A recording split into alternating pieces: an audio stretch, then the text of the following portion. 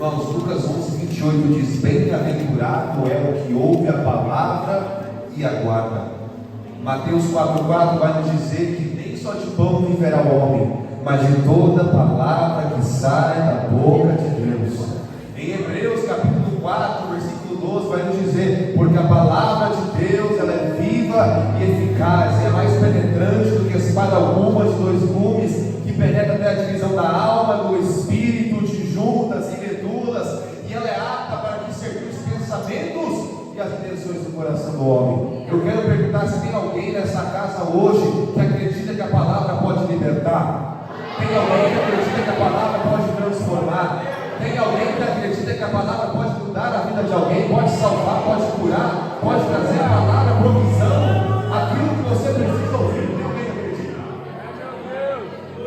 Lucas 5, versículo 17 de diante diz assim: e aconteceu que num daqueles dias estava ensinando, e estavam ali assentados fariseus e doutores da lei, que tinham vindo de todas as aldeias da Galileia e da Judeia e de Jerusalém.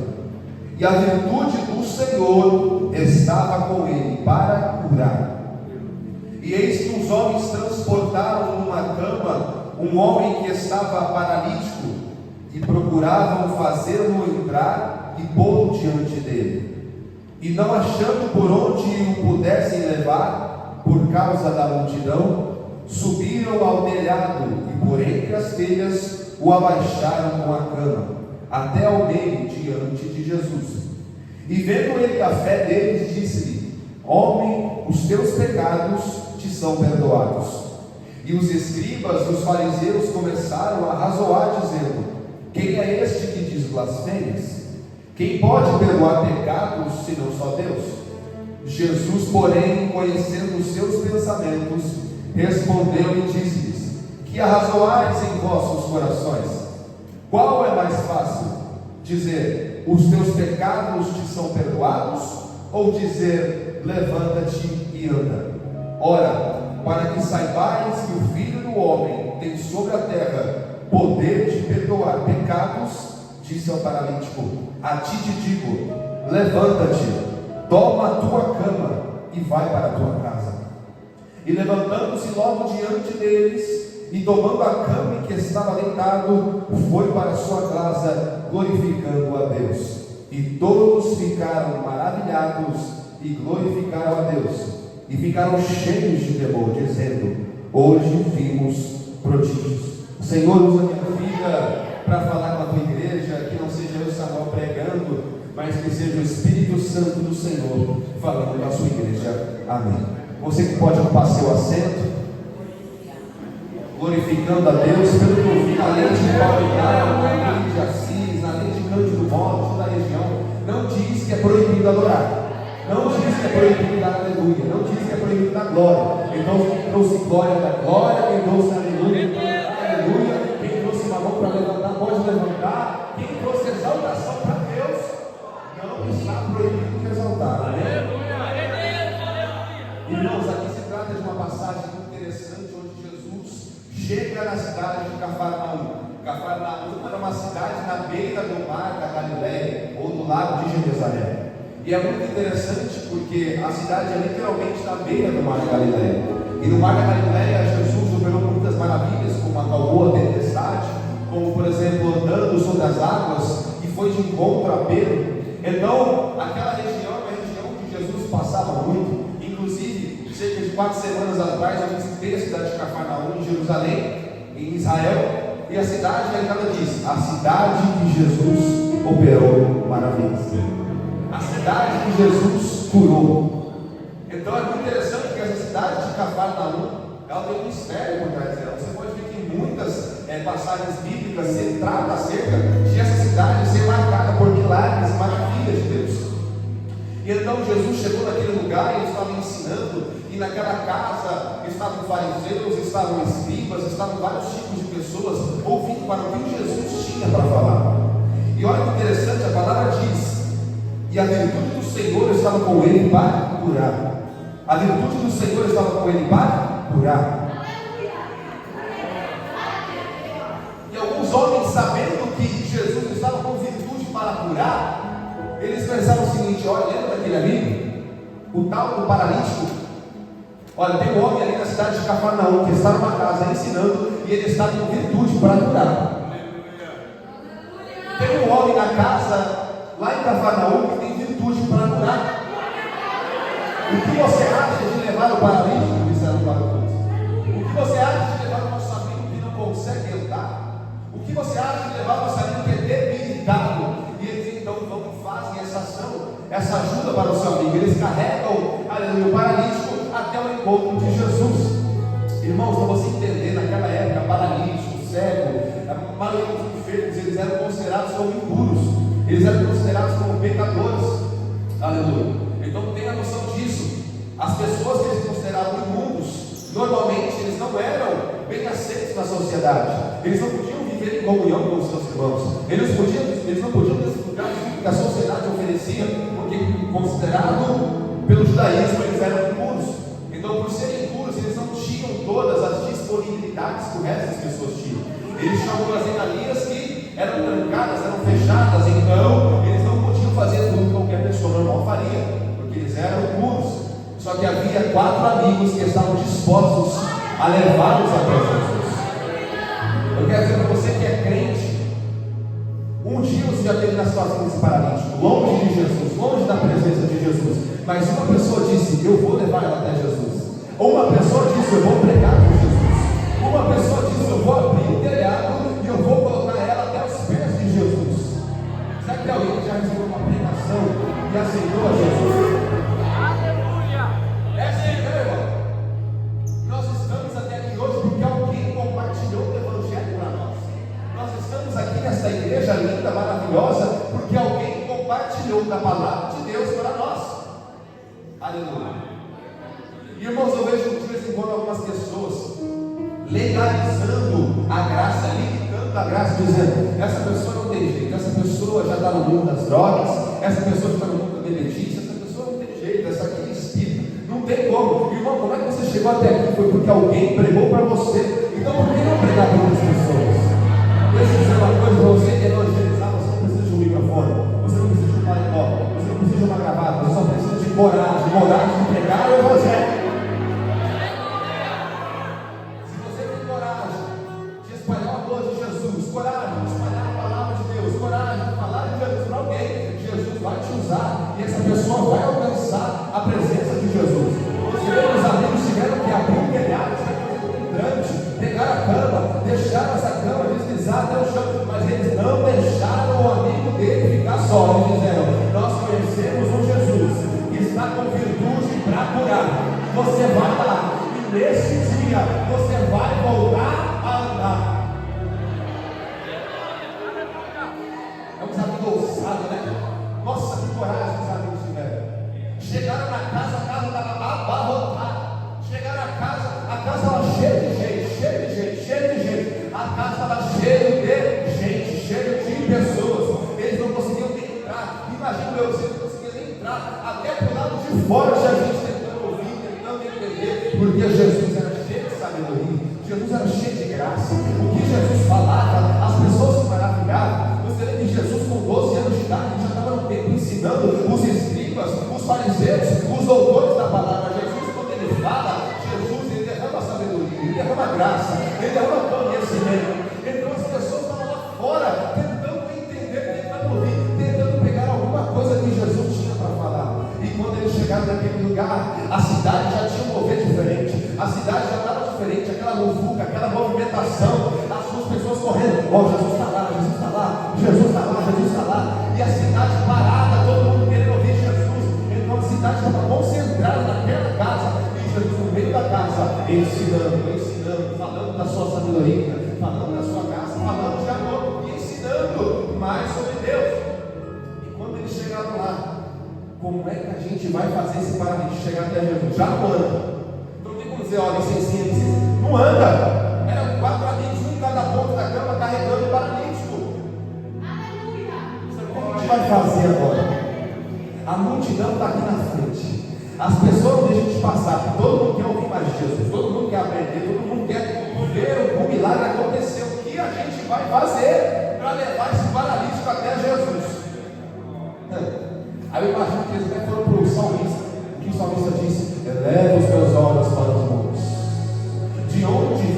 socorro. O meu socorro vem do Senhor que fez os céus e a terra. De repente eles elevaram os olhos até o céu e olharam no telhado. Ninguém está no telhado. Vamos fazer o seguinte: vamos subir o telhado? Vamos subir o telhado para levar o paralítico. O que acontece? O paralítico não anda. Não, a gente carrega mesmo assim. Irmão, você vê a ousadia dos amigos. Eu quero dizer para vocês hoje: selecione as suas amizades. Selecione as suas amizades. Eu quero dizer algo: tem pessoas que te levam para caminhos errados, mas tem pessoas que te levam para a presença de Deus. Há amigos que vão te chamar para festas, para bagunças, para bebedeiras, mas há amigos que vão te chamar: vamos para a segunda-feira do clamor do povo de Deus. Vai, vamos. Pode estar cheia, mas Jesus está lá dentro. A igreja não tem de modo pode estar cheia, mas Jesus está lá dentro. Pode ser uma coisa: entra por aquela porta, entra na galeria, pega o pastor, pega ela, mas de algum jeito você tem que entrar na casa para ouvir o que Jesus é para a sua vida. Irmão, quando Jesus está na casa, tem algo diferente acontecendo. Quando Jesus está na casa, alguma coisa diferente acontece. É uma presença diferente, é um mover diferente, são pensamentos diferentes, são curas, são milagres, são libertações, é graça descendo do céu. Mas quando Jesus está na casa, alguma coisa acontece. Fala que Jesus está aqui, o Espírito Santo do Senhor está passeando em nosso meio. Então eles olham para cima dizendo o seguinte: vamos para o telhado, e a gente abre aquele telhado. Mas hoje, parente, você não vai ficar sem falar com esse Jesus, porque a palavra diz: a virtude do Senhor estava com ele para curar. Então eles transportaram esse paralítico com a cama, e o homem que estava paralítico, ele chegou até o telhado por causa de seus amigos. Sabe o que eu quero dizer aqui? Ninguém chega a lugar nenhum sozinho. Você não vai chegar a lugar nenhum sozinho, sabia disso? Você chegou aqui porque alguém esteve com você. O pastor chegou aqui porque teve alguém com ele. Nós chegamos aqui hoje porque teve alguém que acreditou na nossa vida, que acreditou no nosso ministério, que acreditou que a gente um dia poderia receber o Evangelho da graça e dizer: Senhor, eu te aceito como meu Senhor e Salvador da minha vida. Deus está dizendo para alguém: para de viver na mesmice, para de viver na solidão. Deus está dizendo: você não vai chegar a lugar nenhum sozinho. A lugar. Não adianta pensar: eu sou bom, eu sou forte, eu sou rico, eu sou famoso, eu consigo, eu posso. Sozinho ninguém chega a lugar nenhum. Lugar nenhum. Aí você me pergunta: Samuel, mas ninguém quer estar comigo. Samuel, ninguém quer andar comigo. Samuel, ninguém quer viver comigo. Samuel, ninguém gosta de mim. Deus está dizendo: aquela ocasião eu preparei 4 amigos, mas se você se sente sozinho, hoje eu tenho a presença do Espírito Santo para caminhar com você. Eu tenho a presença do Espírito Santo para te levar até o telhado. Eu tenho a presença do Espírito Santo para descer no telhado e te colocar até Jesus. Mas sozinho você não vai ficar. Aleluia. Se você se sente sozinho, começa a vir para essa igreja para que a gente te acolher. Se não tiver quem te acolhe, Deus está dizendo: eu ainda tenho meu Espírito Santo para caminhar contigo. João 14, Jesus disse: olha, vou ter que subir. Mas quando eu chegar lá em cima, eu enviarei alguém lá em cima, no meio de baixo. Essa pessoa vem lá em cima. Eu não os deixarei órfãos. Eu enviarei o Consolador, o Espírito Santo, o Espírito da verdade. Vai descer. Vocês não ficarão sozinhos. Eu vou subir, vou preparar a morada. Quando eu preparo, o Espírito Santo anda com você. E quando eu preparo o Espírito, eu vou fazer alguém entender. Quando Jesus subiu e disse: eu vou preparar a morada. Enquanto ele prepara, o Espírito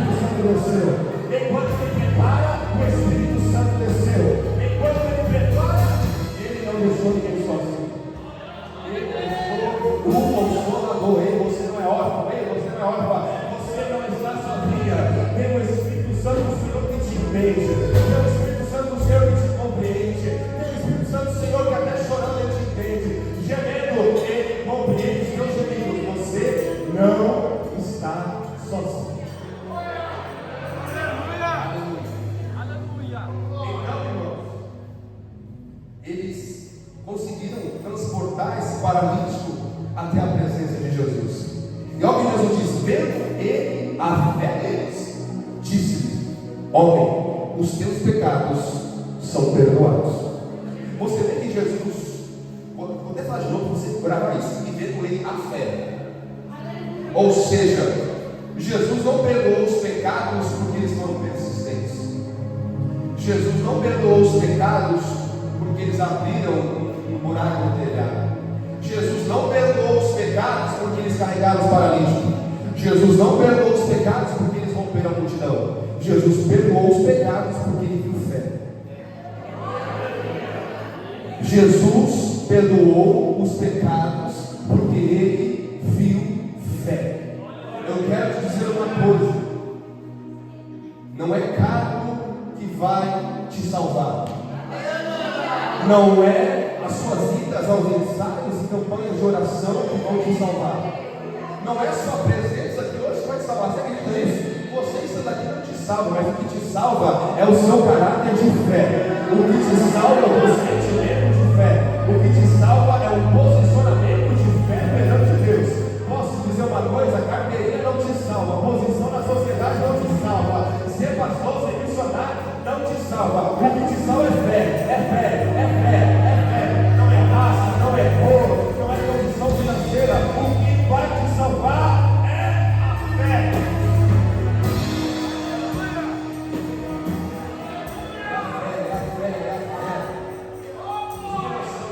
Você acredita, você é salvo. Você não precisa sacrificar animais. Você não precisa comprar centenas e centenas de bico. Você não precisa comprar uma roupa decente. Aliás, os teus atos vão dizer por ti só. Mas o verdadeiro motivo da sua salvação é a sua fé. E aí a fé nos usa uma metamorfose de dentro para fora. Porque também, irmão, tem alguma coisa que acontece com a fé. A fé te ocasiona algumas obras.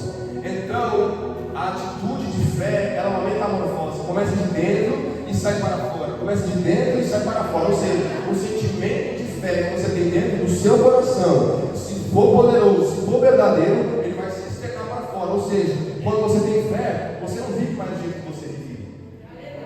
Quando você tem fé, você não anda do jeito que você andava. Quando você tem fé, você não fala do jeito que você falava. Quando você tem fé, você não pensa do jeito que você pensava antes. Porque quando você tem fé, aquilo que está dentro de você, que a fé, ela se externa para fora. E as pessoas que estão por fora, elas veem: olha, ele anda diferente, ele fala diferente, ele age diferente, ele se veste diferente, ele pensa diferente. Alguma coisa ele faz diferente. O que acontece? Ele diz: é a fé.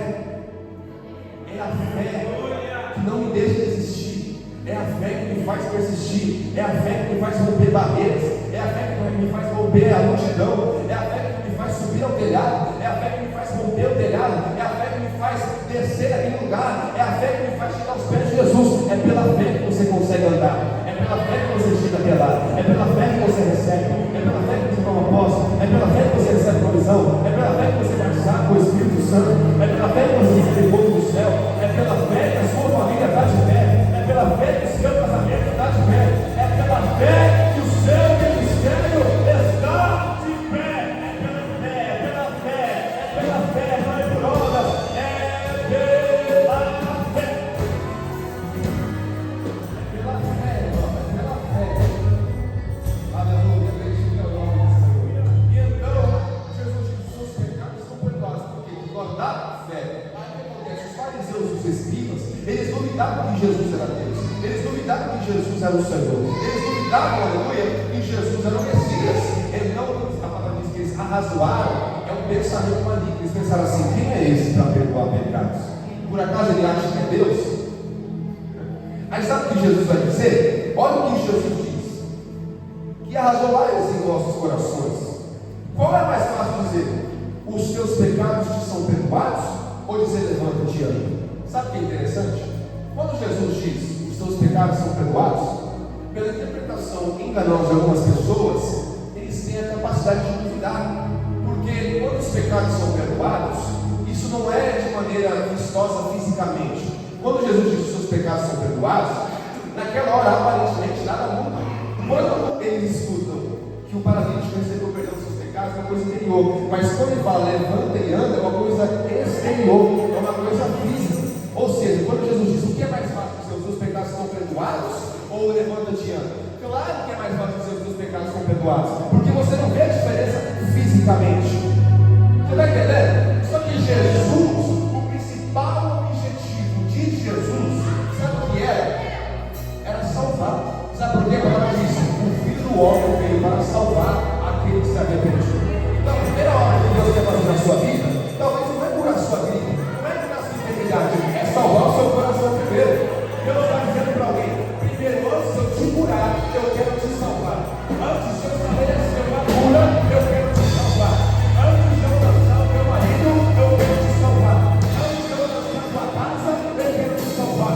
Antes de tirar essa doença da sua vida, eu quero te salvar.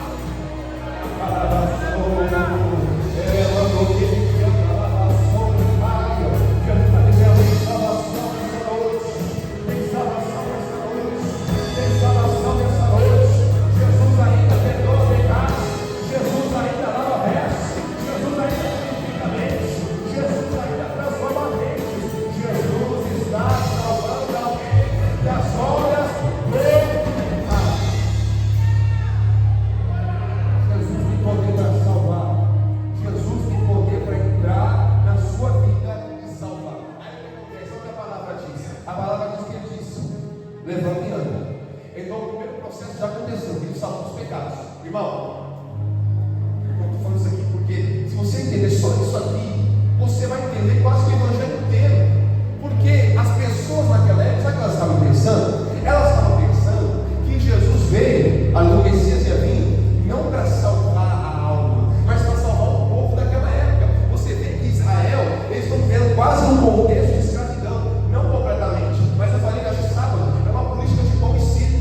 O Império Romano, eles entregam coisas pequenas para os judeus e eles acabam controlando a sociedade judaica. Ou seja, Israel já estava tomada pelos romanos. Então, quando eles falavam de Messias, um Salvador, eles diziam: esse homem vai salvar a gente das mãos dos romanos. Esse homem vai salvar a gente desse império e Israel será nosso novamente, por completo. Só que Jesus não veio para salvar das mãos dos romanos. Jesus não veio para estabelecer o império. Jesus não veio, aleluia, para matar os romanos e dizer assim: ó, agora Israel é nosso, Israel é nosso. Não, Jesus veio para acabar com o maior mal do mundo. O mal que foi implementado em Gênesis capítulo 3 é o pecado. O pecado que corroía a humanidade, o pecado que tirava a esperança, o pecado que condenava o homem. O pecado, esse mal do pecado, era muito maior do que o mal do Império Romano. E o que acontece? Quando eles seguiam Jesus, eles esperavam que Jesus queria fazer coisas físicas. Só que aí Jesus ficou paralítico. Todo mundo, peraí, você está cheio da virtude do Senhor. Ele está cheio da virtude do Senhor. Se ele é o Messias, ele se parar de matar. Aí Jesus diz: teus pecados estão perdoados. Então, peraí, esse não é o cara, esse não é o Messias. Ele disse uma coisa que a gente não consegue ver: é os pecados. Aí Jesus, sendo Deus, ele realmente. Aí ele falou: por que vocês duvidam? Por que estão arrasando? Por que estão blasfemando? Agora vocês querem uma coisa? Só para vocês verem que o Filho do Homem tem poder para curar. Não somente os teus pecados estão perdoados, mas toma a tua cama, levanta e anda. Toma a tua cama, levanta e anda. Ah, eles têm uma prova que Jesus é o Senhor. Eles têm uma prova que Jesus é o Senhor. Eles têm uma prova que Jesus é o Senhor. Tá bom? Os pecados estão perdoados. Você vai tomar essa cama e você vai correr. Você vai correr, você vai andar. Você vai andar, porque o Filho do Homem carrega virtude para curar, virtude para curar, virtude para curar.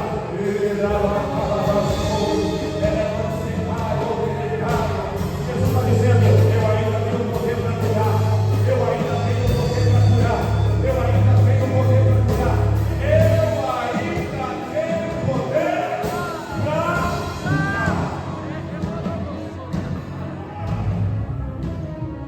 Então você vê que Jesus ainda tem poder para curar.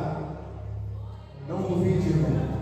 Jesus quer sarar o seu interior, mas depois que ele sarar o seu interior, ele vai sarar o exterior. É um processo. Ele vai perdoar seus pecados. Depois vai dizer: levanta e anda. Sabe por quê? Você não vai conseguir ter sustentação. Meu Deus do céu, Deus mandou uma coisa forte aqui agora. Decalabação, delicado. Ó, presta atenção nisso aqui. Se Jesus só chega assim, paralítico, levanta e anda, ele é curado na hora? É, mas porque os pecados deles não são perdoados, ele não tem sustentação de caminhar o resto da vida. Vou simplificar para vocês.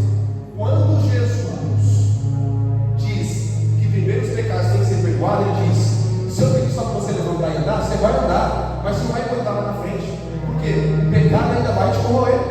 De que adianta você levantar e andar, sendo que espiritualmente você continua paralítico? De que adianta você levantar e andar, se espiritualmente você está caído? De que adianta espiritualmente você estar ali no chão, na sua cama, sem poder andar, mas fisicamente você está andando? O que muda isso aí? O que muda isso aí? Quanto tempo a gente tem aqui? Sabe quanto tempo a gente tem aqui? A gente não sabe quanto tempo a gente tem aqui. Agora a eternidade é para sempre, é para sempre, é para sempre. Então Jesus está dizendo: eu vou curar o eterno para depois curar o passageiro. Primeiro o eterno, primeiro a eternidade. Primeiro eu quero garantir a sua salvação. Primeiro eu quero garantir a sua purificação. E depois a gente se preocupa com o que pode ser. Então Deus vai dizer o seguinte: primeiro eu quero tratar o inferior. Primeiro eu quero tratar o inferior. Primeiro eu quero tratar o inferior. Depois vai para o físico. Deus está dizendo: não se preocupe com amanhã. De que adianta o homem pegar o mundo inteiro e perder a sua própria alma? Deus está dizendo também: alguém chegou aqui e escolheu a melhor parte. Escolheu a melhor parte. Por quê? Você chegou na casa do Senhor, onde os pecados são perdoados. Então você entende que Jesus, ele se preocupa mais com a sua alma do que com o seu corpo físico. Não é que Jesus não se preocupa com as coisas, ele se preocupa, mas a prioridade é a sua eternidade. Entendeu? Então Jesus quer primeiro tirar da paralisia espiritual. Jesus não quer te ver em pé para os homens, sendo que diante de Deus está caído. Jesus não quer te ver de pé diante da sociedade, sendo que espiritualmente você está caído, não consegue andar, está parado, não anda, não se movimenta. Jesus quer curar o interior, o espiritual. Ele quer ver você andando primeiro espiritualmente. Primeiro ele quer te ver andando no conhecimento da palavra. Ele quer te ver andando com os dons. Ele quer te ver andando na presença dele. Aí depois ele traz o físico. Então, aí os fariseus e os escribas disseram assim: ele falou mais fácil, os seus pecados estão perdoados. Aí Jesus: tá bom, então levanta e anda. O que acontece? Imediatamente o paralítico levantou e andou. Aí ficava na cara dos fariseus e escribas, né? Porque eles falam assim: se Jesus for primeiro, os pecados são perdoados, não tem poder de fazer. Mas Jesus fez, gente, o canal da revelação está aberto aqui nessa noite. Se você prestar atenção na palavra, você não sai da mesma maneira que você entrou. Jesus está dizendo: eu não faço obra pela metade. Então, peraí, acho que o povo entendeu. Vou falar de novo, vou falar de novo. Escuta isso aqui, varão. Jesus não vai fazer a obra pela metade. Sabia disso, Gabriel? Jesus não faz a obra pela metade. Jesus faz a obra por completo. Jesus não vai deixar o quebra-cabeça tocando. Jesus não vai deixar o princípio tocando. Jesus não vai deixar o cimento se passar ao redor. Jesus faz a obra por completo. É por completo, meu filho. É por completo, minha filha. Ele não vai deixar, aleluia, os parafusos fora. Ele faz por completo. Aí sabe o que acontece? O paralítico levanta e anda. O que acontece? Sabe o que Jesus fala? Toma a tua cama, levanta e anda. Levanta, toma a tua cama e anda. Sabe por quê? A cama do paralítico era sinal de vergonha. Como eu disse, os paralíticos, as pessoas doentes daquela época eram ligadas com a sociedade. Então, a grande maioria desses doentes eram mendigos. Ou seja, se a grande maioria dessas pessoas eram mendigas, eles moravam onde? Na rua. E aquela era a cama que marcava o território que ele descansava onde? Na rua. Só que Jesus disse: levanta-te, toma o teu leito e anda. Jesus está dizendo: toma aquilo que te causou vergonha. Toma aquilo que te trouxe tristeza. Tome aquilo que te deixou para baixo e anda. Jesus, mas eu quero me libertar, Jesus. Eu não quero mais isso para a minha história. Uma coisa que vai atingir, acho que é total mesmo.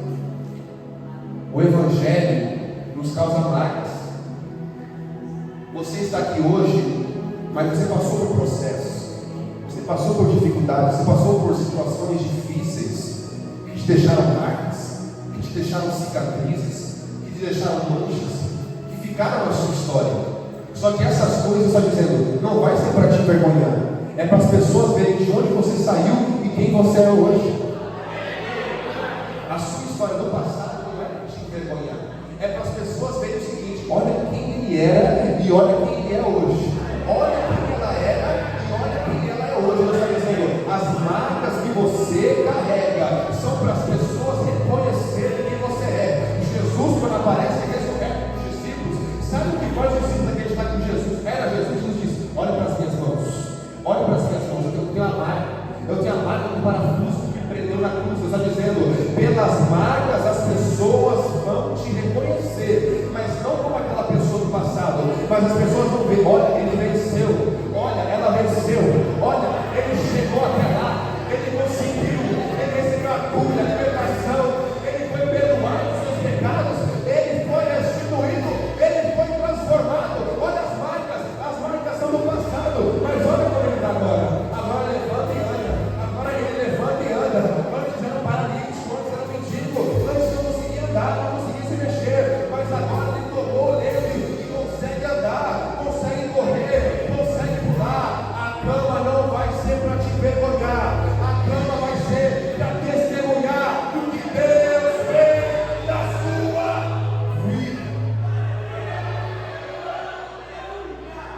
O passado não é para te envergonhar, as dificuldades não é para te envergonhar, é só para mostrar de onde você veio e onde você chegou hoje. As batalhas que você travou não é para te envergonhar, é só para mostrar de onde você veio e onde você está agora. Deus está dizendo: eu permiti o vento chegar, eu permiti o barco balançar, eu permiti algumas flechas passarem nas mãos, mas estou dizendo, é para marcar a tua história e para te mostrar que nas flechas, na tempestade, no vento, na fornalha, no mar vermelho, eu ainda estive com você. Você ainda está de pé, você ainda está vivo, porque eu estive com você. E Jesus está dizendo para mim, está bom, espiritualmente hoje: levanta e anda, levanta e anda. O tempo da vergonha já acabou, o tempo da vergonha já acabou. Pode tomar o leite, aquilo que te trazia vergonha, aquilo que te trazia tristeza, hoje você pega, põe nas costas e pode correr, pode celebrar, porque Jesus te salvou.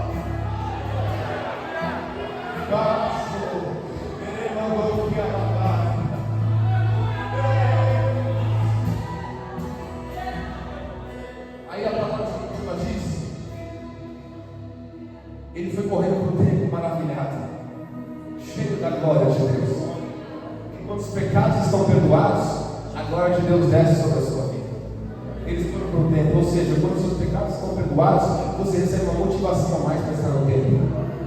E mais, as pessoas cheias de temor se maravilharam com o que Jesus fez. Para encerrar minha mensagem, sabe o que eu vou dizer para você? Aquelas pessoas que achavam que ele não era nada, aquelas pessoas que achavam que estava perdido, aquelas pessoas que deram risada quando ele subiu no telhado, aquelas pessoas que deram risada quando ele estava sendo carregado pelos amigos, aquela pessoa, aleluia, aquele paralítico que estava com o seu leito de vergonha, estava com a sua doença, não conseguia andar, era desenganado pelas pessoas, as pessoas não davam valor. Elas tiveram que estar cheias de temor, porque elas viram o mesmo paralítico que mendigava, deitado no leito, correndo e andando com o leito nas costas. Posso dizer uma coisa? O que Deus tem para a sua vida é tão grande que aquelas pessoas que acharam que não era nada vão ter que olhar, jogar a mão para cima e dizer: só o Senhor é Deus, só o Senhor é Deus, só o Senhor é Deus, só o Deus do céu. Que alguém acredita?